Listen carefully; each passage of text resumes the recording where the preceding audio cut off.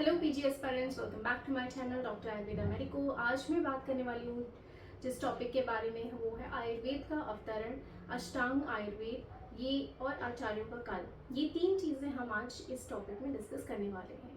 तो जैसे कि लास्ट लेक्चर में हमने वेद और पुराणों के बारे में पढ़ा, तो इस लेक्चर में हम उसके आगे टॉपिक में बढ़ते हुए आयुर्वेद का अवतरण, अष्टांग आयुर्वेद और आचार्यों के काल के बारे में पढ़ेंगे।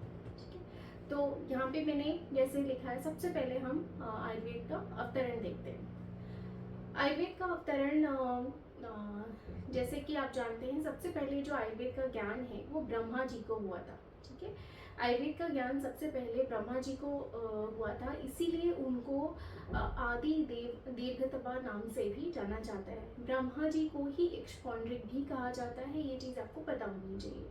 ठीक है, अभी जो ब्रह्मा जी हैं उनके अयोनिज पुत्र, जिनको कि दक्ष, प्रजापति दक्ष कहते हैं, तो जो प्रजापति दक्ष हैं वो ब्रह्मा जी के अयोनिज पुत्र माने जाते हैं। तो ब्रह्मा जी ने जो अपना ज्ञान है वो दक्ष को दिया, दक्ष ने अपना ज्ञान इंद्र को दिया।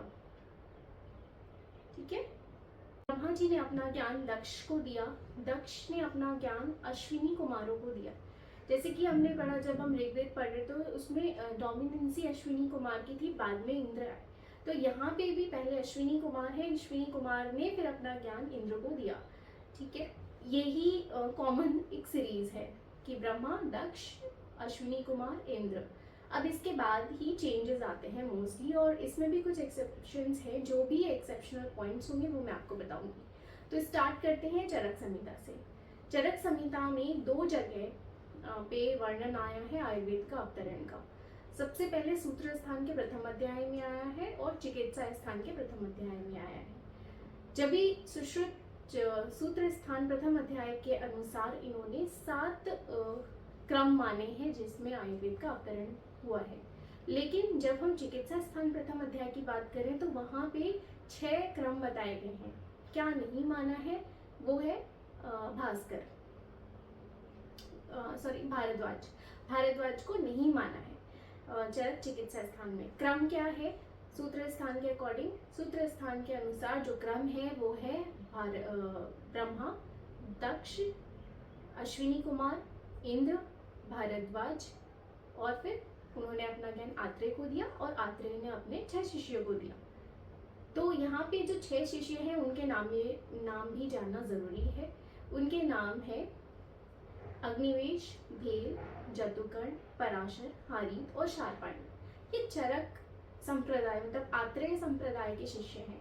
अब अगर आपसे कोई बोले कि भेल कौन से संप्रदाय के शिष्य हैं, धन्वंतरी के शिष्य हैं कि आत्रेय के शिष्य हैं, तो आपको ये डिफरेंस तभी मालूम होगा जब आपको अलग अलग दोनों के शिष्यों के नाम पता हो। तो जो आत्रेय के 6 शिष्य हैं उनके नाम है अग्निवेश, भेल, जतुकर्ण, हारीत, शार्पाणी और अग्निवेश, भेल, जतुकर्ण, हारीत, शार्पाणी और पराशर। ठीक है, तो अग्निवेश सबने अपने अपने ग्रंथ लिखे हैं। अग्निवेश ने जो ग्रंथ लिखा है वो है अग्निवेश तंत्र। शार्पाणी ने जो ग्रंथ लिखा है उसको हम लोग शार्पाणी संहिता कहते हैं। ठीक है, अग्निवेश तंत्र से ही चरक संहिता का ये आया है। तो अग्निवेश को हम लोग चरक संहिता का मूल उपदेष्टा कहते हैं। अग्निवेश को हम लोग चरक संहिता का मूल उपदेष्टा कहते हैं इसी वजह से। ठीक है, और शार्पाणी संहिता का वर्णन मैंने इसलिए किया क्योंकि ये भूलोक में उपस्थित सबसे बड़ी संहिता है। अगर भूलोक में सबसे बड़ी संहिता की बात की जाए, सबसे वास्टेस्ट संहिता कौन सी है, तो वो शार्पाणी संहिता है। ठीक है, और भूलोक में सबसे पहले आयुर्वेद का ज्ञान किसने दिया, तो भारद्वाज ने दिया। इसीलिए आयुर्वेद के अवतरण में बहुत लोगों ने भारद्वाज को इंक्लूड किया है। लेकिन चिकित्सा स्थान, चरक ने चिकित्सा स्थान के प्रथम अध्याय में जब आयुर्वेद का क्रम बताया उसमें भारद्वाज को नहीं माना। ठीक है, अब इसके साथ हम आगे बढ़ते हैं सुश्रुत संहिता पे। सुश्रुत संहिता में सूत्र स्थान में बताया गया है उसके प्रथम अध्याय में कितने क्या क्रम है, तो वहाँ पे सेम क्रम है, ब्रह्मा, दक्ष, अश्विनी कुमार, इंद्र। इंद्र से जो ज्ञान हुआ वो सीधे धन्वंतरी को हुआ। धन्वंतरी जी को डायरेक्ट इंद्र से ज्ञान प्राप्त हुआ। धन्वंतरी जी ने अपना जो ज्ञान है वो 7 शिष्यों को प्रदान किया। ठीक है, जो सुश्रुत संहिता के सूत्र स्थान के प्रथम अध्याय में धन्वंतरि के 7 शिष्यों का वर्णन है, लेकिन जब इसकी टीका दल्हड़ ने जो इनकी टीका की है उसमें इन्होंने 15 शिष्य बताए हैं कि धन्वंतरि के 15 शिष्य हुए। ठीक, तो जो 7 शिष्य हैं उनके क्या नाम है? सबसे पहले तो सुश्रुत, सबसे पहले सुश्रुत आपके दिमाग में आना चाहिए कि धन्वंतरि के 1 शिष्य कौन थे? सुश्रुत। बाकी 6 क्या है? औरभ, औपदेनव, पौष्कलावत, करवीर, वैतरण और गोपुरक्षित। ठीक है, तो ये इनके 7 शिष्य हो गए, सुश्रुत, औरभ, औपदेनव, पौष्कलावत, गोपुरक्षित और करवीर और वैतरण। ठीक, इस तरीके से इनके 7 शिष्य हैं। लेकिन जो मैंने जैसे बताया कि दल्हड़ ने अपनी टीका में 15 शिष्यों का वर्णन किया है, तो 7 तो ये हैं और 5 एक्स्ट्रा क्या है? तो ये इसमें भोज, नीमि, कांकायन, गागर और गालव। भोज, नीमि, कांकायन, गागर और गालव। ठीक है, ये इस तरीके से 15 शिष्य हो गए। तो ये इसका क्रम हो गया। अब नेक्स्ट जो संहिता की बात करेंगे वो है अष्टांग संग्रह। ठीक, अष्टांग संग्रह ने ब्रह्मा, दक्ष, अश्विनी कुमार, इंद्र, आत्रेय, धन्वंतरि, भारद्वाज सब मान लिया। ठीक, लेकिन अष्टांग हृदय ने भारद्वाज नहीं माना है। उन्होंने ब्रह्मा, दक्ष, अश्विनी कुमार, इंद्र, आत्रेय और धन्वंतरि, भारद्वाज नहीं माना है। भारद्वाज किसने माना है? अष्टांग संग्रह ने माना है। अष्टांग संग्रह ने भारद्वाज भी मान लिया, धन्वंतरि भी मान लिया और आत्रेय भी मान लिया। ठीक, नेक्स्ट हम बढ़ते हैं काश्यप। काश्यप संहिता का जो आयुर्वेद अवतरण है वो उन्होंने कहाँ मेंशन किया है? वेरी इंपॉर्टेंट, विमान स्थान में। सबने सूत्र स्थान में वर्णन किया है, लेकिन काश्यप ने विमान स्थान में आयुर्वेद का अवतरण का वर्णन किया है, जहाँ पे ये अब मैं ट्रिक बता रही हूँ, 22। ठीक है, 22 इसको ट्रिक है। विमान स्थान, विमान, 22 ऐसे याद कर लो। ठीक है, क्योंकि इन्होंने दक्ष नहीं माना है, दक्ष प्रजापति को नहीं माना है। ब्रह्मा से सीधे ज्ञान अश्विनी कुमार को दिया, इंद्र को दिया और देन जो फॉलोइंग सेम है वही। ठीक है, अब हमने सारी संहिताओं के बारे में बात कर लिया है। जैसे कि मैंने बताया ब्रह्मा, सबसे पहले हम कोई भी आयुर्वेद का अवतरण देख रहे हैं तो हम देख रहे हैं कि ब्रह्मा ही प्रथम जो है वो है। ठीक है, तो ब्रह्म संहिता जिसको कहते हैं वो उसमें 1000 चैप्टर है और 1,00,000 श्लोक है, ये आपको याद रखना है। ठीक है, कि ब्रह्म संहिता में कितनी चैप्टर्स हैं? तो 1000 चैप्टर हैं और 1,00,000 संहिताएं हैं। ठीक, आगे बढ़ते हैं। जैसे कि मैंने बताया शार्पाणी संहिता वास्टिस्ट है भूलोक में, और भूलोक में सबसे पहले आयुर्वेद का ज्ञान किसने दिया? तो ज्ञान दिया है भारद्वाज ऋषि। ठीक है, अब आगे बढ़ते हैं। जैसे मैंने आपको पहले बताया कि काल होते हैं, काल का विभाजन होता है कि कौन किस काल के हैं। फॉर एग्जाम्पल जैसे कि मैं जैसे कि हम बात करते हैं कि मैं क्लास 11 में हूँ या मैं क्लास 9th में हूँ, तो इससे हमें एक एज का कैलकुलेशन मिलता है। ठीक है, तो वैसे ही जो ब्रह्मा और धन्वंतरि हैं वो आदि काल के ऋषि हैं, आदि काल के भगवान कह सकते हैं, हम भगवान हैं। ठीक है, नेक्स्ट आता है हमारे पास प्राचीन काल। तो प्राचीन काल के जो है आचार्य हमारे पास वो है चरक, सुश्रुत, ये वाग्भट और काश्यप। इन चारों को प्राचीन काल के आचार्य माना जाता है। बृहत्त्रयी के 3 और काश्यप। बृहत्त्रयी के 3 मतलब चरक, सुश्रुत और वाग्भट और काश्यप आचार्य। ठीक है, फिर आदि प्राचीन के बाद आता है मध्यकाल। मध्यकाल में बहुत है, लेकिन आखिरी कौन है वो ध्यान रखना है, वो है माधव। ठीक है, प्राचीन काल के आखिरी आचार्य जो है वो है अंतिम आचार्य जो है वो है माधव, और आधुनिक काल के अंतिम आचार्य हैं हमारे पास भाव प्रकाश। ठीक है, यानी कि अगर हम देखें लघुत्रय में 3 बुक्स आती हैं, भाव प्रकाश संहिता, माधव निदान और शारंधर संहिता। तो माधव और शारंधर मध्यकालीन है, जबकि भाव प्रकाश आधुनिक काल के आचार्य हैं। अब नेक्स्ट हम पढ़ते हैं इसी सीरीज में आचार्यों के काल, जो कि बहुत इंपॉर्टेंट है। इससे क्वेश्चंस पूछे जा चुके हैं और पूछ सकते हैं, बहुत चांस है, 100% चांस है कि पूछ सकते हैं। ठीक है, तो स्टार्ट करते हैं। हम लोग ऐसे पढ़ने वाले हैं। पहले हम चरक के अकॉर्डिंग देखेंगे कि मूल उपदेष्टा चरक संहिता के कौन है हमारे पास, तो धन्वंतरी जी हैं, ठीक है, सॉरी ब्रह्मा जी हैं, ठीक है। ब्रह्मा जी चरक संहिता के मूल उपदेष्टा माने गए हैं। इनका काल क्या है, इनका काल है 1000 ईसा पूर्वी, 1000 ईसा पूर्वी इनका काल माना जाता है, ठीक है। उसके बाद जो है हमारे पास आते हैं चरक। चरक इसके प्रथम संस्कर्ता रहे हैं, तो वो है हमारे उनका काल है 200 ईसा पूर्वी, 200 ईसा पूर्वी इनका काल है। फिर इसमें आता है ये पूर्णकर्ता, चरक को पूर्ण किसने किया था,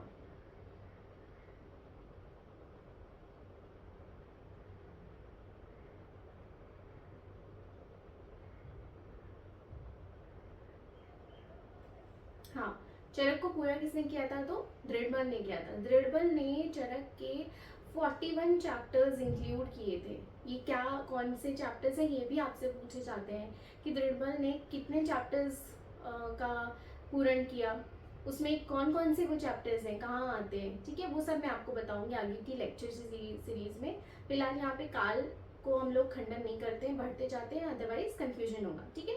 तो हम आए मूल उपदेष्टा ब्रह्मा जी, वो है हमारे 1000 ईसा पूर्वी। चरक आए उसके बाद हमारे प्रथम मतलब प्रति संस्कर्ता, तो वो 200 ईसा पूर्वी हैं। जो हमारे पूरक कर्ता है वो दृढ़बल, उनका काल है 4th सेंचुरी, ठीक है।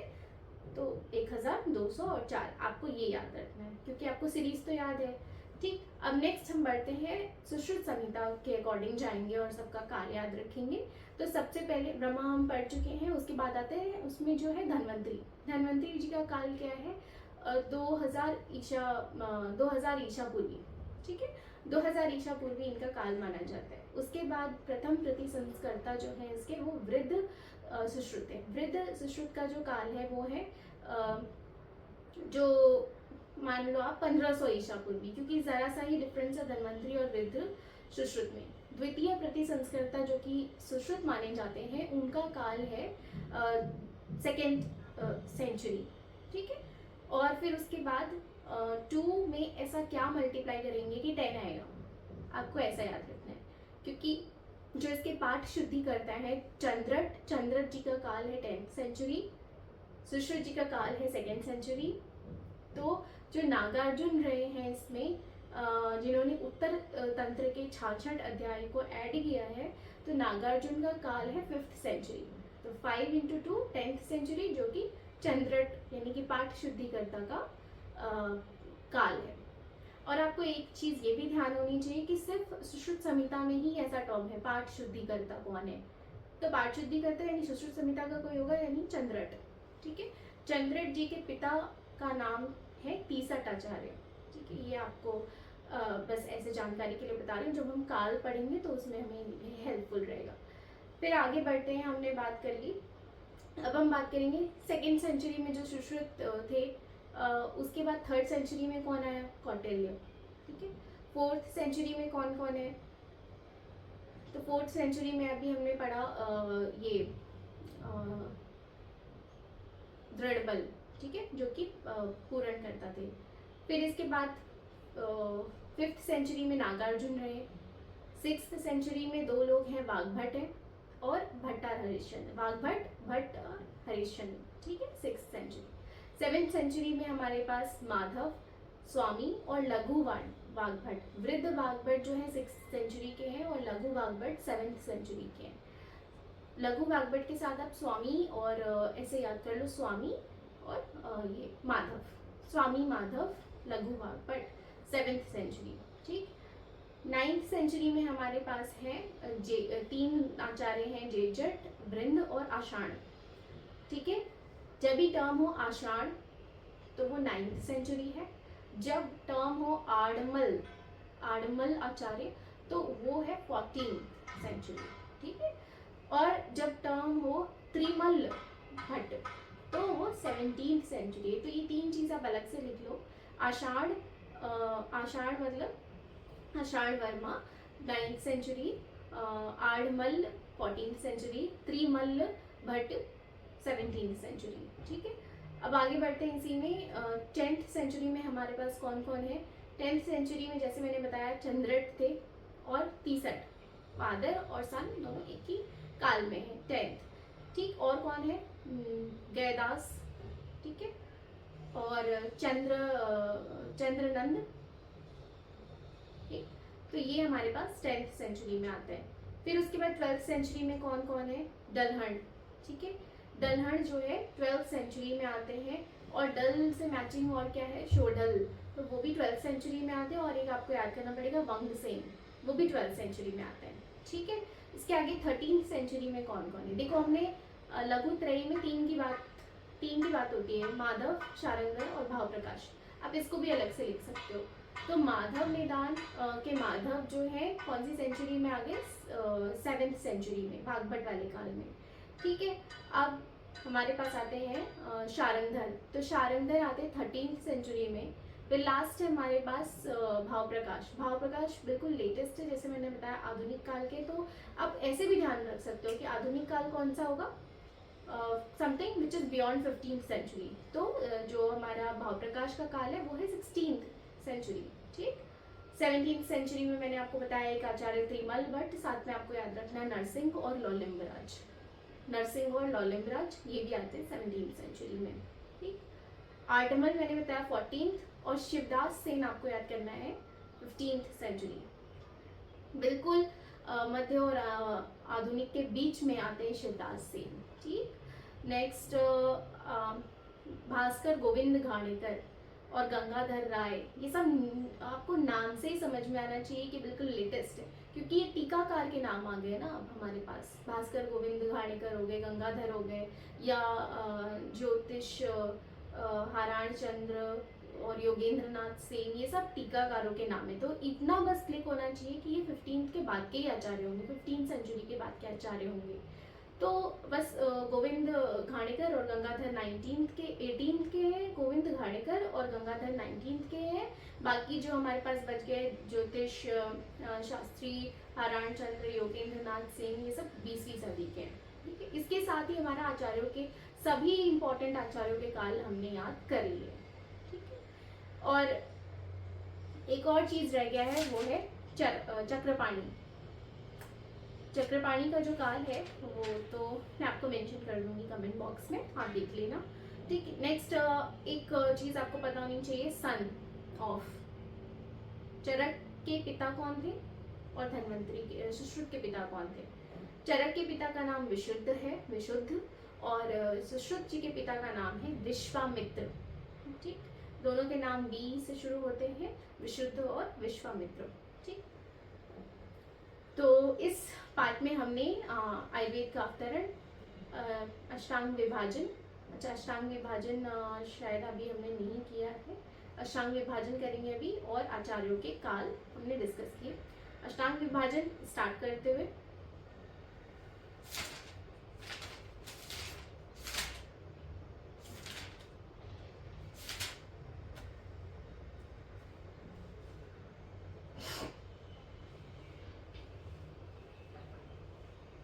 देखो, इस पॉइंट को बहुत अच्छे से अपने दिमाग में बिल्कुल सेट कर लेना, एकदम पॉइंट टू पॉइंट आपको याद होना चाहिए कि अष्टांग विभाजन किसके अकॉर्डिंग कैसा है। क्योंकि हम BAMS फर्स्ट ईयर का सिलेबस पढ़ रहे हैं, हिस्ट्री ऑफ आयुर्वेद, तो हम स्टार्ट करते हैं अष्टांग हृदय से, ठीक है। तो अष्टांग हृदय में जो अष्टांग आयुर्वेद का विभाजन है वो किस तरीके से है, उसमें ऐसा श्लोक है, काय बाल ग्रह ऊर्ध्वांग शल्य दृष्टा जरा वृषाण, ये आपको एज इट इज लर्न होनी चाहिए। तो क्या है, एक हेडेक कम हो जाएगा, क्योंकि इतने कंफ्यूजन होते हैं बाकी सब में, तो आप ऐसे ही इसको याद कर लो, काय बाल ग्रह दृष्ट, काय बाल ग्रह ऊर्ध्वांग शल्य दृष्टा जरा वृषाण, खत्म यहाँ पे विभाजन। अब नेक्स्ट आते हैं चरक, क्योंकि सेकेंड ईयर का सिलेबस है चरक, तो चरक स्टार्ट करते हैं। चरक जैसे हम जानते हैं काय चिकित्सा का प्रधान ग्रंथ है ना, काय चिकित्सा प्रधान है, तो काय इसमें पहले आ गया। फिर कंफ्यूजन होती है कि काय के बाद शल्य है या शालाक्य है, तो आप ऐसे समझो, आप ईएनटी प्रेफर करोगे पहले या सर्जरी प्रेफर करोगे पहले? क्या इजी पड़ेगा आपके लिए? Obviously ENT will be easy, surgery तो फुल बॉडी आपको सब पढ़ना ही पड़ेगा। तो ईएनटी क्या है, ऊपर ऊपर छोटा सा पार्ट है। तो जो काय जो मेडिसिन वाला डॉक्टर है, अगर वो सर्जरी की तरफ जाए तो वो पहले ईएनटी से शुरू करेगा, फिर फुल बॉडी सर्जरी में जाएगा, राइट? तो उसी तरीके से चरक पहले काय चिकित्सा मानते, फिर शालाक्य मानते, फिर शल्य मानते। इतना क्लियर हो गया। लास्ट में रसायन वाजीकरण है, इतना क्लियर हो गया। रसायन वाजीकरण मोस्टली सब में लास्ट में ही है, तो आप ये चरक का बिल्कुल बेसिक ध्यान रखो कि रसायन वाजीकरण लास्ट में होगा। अब बचता है हमारे पास भूत विद्या। तो ये भूत विद्या, और हमारे पास बचता है ये अगध तंत्र। अगध तंत्र को बहुत इंपॉर्टेंट यहाँ पे ध्यान रखना कि चरक ने अगध तंत्र को विषगर वैरोधिक प्रशमन टर्म से डिनोट किया है। विषगर वैरोधिक प्रशमन, ठीक? कुछ अलग है तो कुछ अलग ही डाल देंगे। सबसे पहले काय, शालाक्य, शल्य, विषगर वैरोधिक प्रशमन, फिर भूत विद्या, लास्ट में रसायन वाजीकरण है। एक क्या छूट गया? कौमार वृत्ति। तो रसायन वाजीकरण के पहले कौमार वृत्ति डाल दो, क्योंकि हम स्त्री, प्रसूति और बच्चों के बारे में पढ़ेंगे, फिर तो रसायन वाजीकरण वाला टर्म आएगा, ऐसे समझ लो, ठीक? तो ये हो गया फिनिश यहाँ पे। नेक्स्ट बात करते हैं सुश्रुत, ठीक?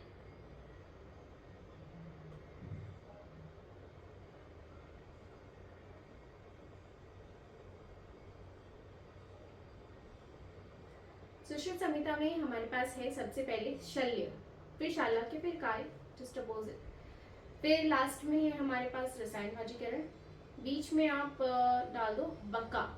बकासुर आप जानते हो, बकासुर सबको पता है, सबने कृष्ण की स्टोरी देखी, तो बकासुर डाल दो, बका।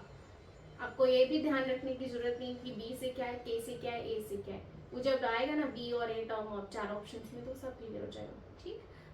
पोजीशन आपको ध्यान रखनी है, लाइक थर्ड पोजीशन सुश्रुत संहिता में किसको दी गई है? तो काय चिकित्सा को दी गई है। तो वो याद हो गया, लास्ट का 2 याद हो गया, बीच में बका है, clear? Now next moving to Kashyap Samhita. Kashyap Samhita में देखो, रसायन माना है, वाजीकरण नहीं माना है। रसायन माना है, वाजीकरण नहीं माना है। तो वाजीकरण नहीं माना है तो एक्स्ट्रा क्या माना है? एक्स्ट्रा इन्होंने अगध तंत्र को अलग मान दिया और विष को अलग मान दिया। विष विद्या अलग और अगध तंत्र अलग मान दिया, बस, ठीक है? सबसे पहले काश्यप है तो कौमार डोमिनेट करेगा, कौमार वृत्ति। तो कौमार वृत्ति के, वापस से के से कुछ ऐड कर दो, काय चिकित्सा, फिर शल्य, शालाक्य, ये आ गया आपका विष, भूत, अगध, रसायन, क्लियर? नेक्स्ट आते हैं हारीत संहिता। तो हारीत संहिता में रसायन वाजीकरण दोनों माना है, साथ में अगध और विष को भी अलग कर दिए, तो मतलब इसने टोटल 9 माने हैं, ठीक? शल्य, शालाक्य, काय, बाल विद्या, अगध, विष, भूत, रसायन वाजीकरण। फिर एक बहुत इंपॉर्टेंट आता है राजनिघंटु। राजनिघंटु के अकॉर्डिंग भी हमें अष्टांग आयुर्वेद का विभाजन पता होना चाहिए।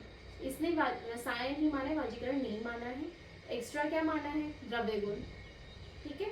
द्रव्य गुण माना है, निदान एक अलग माना है, निदान, और फिर काय चिकित्सा, शल्य, शालाक्य, बाल, अगध, विष, विष नहीं माना है, बाल, अगध और रसायन, ठीक है? तो इसी के साथ हमारा आज का लेक्चर खत्म होता है, जिसमें हमने आयुर्वेद का अवतरण, आचार्यों के काल और अष्टांग आयुर्वेद का विभाजन फिनिश किया। Thank you.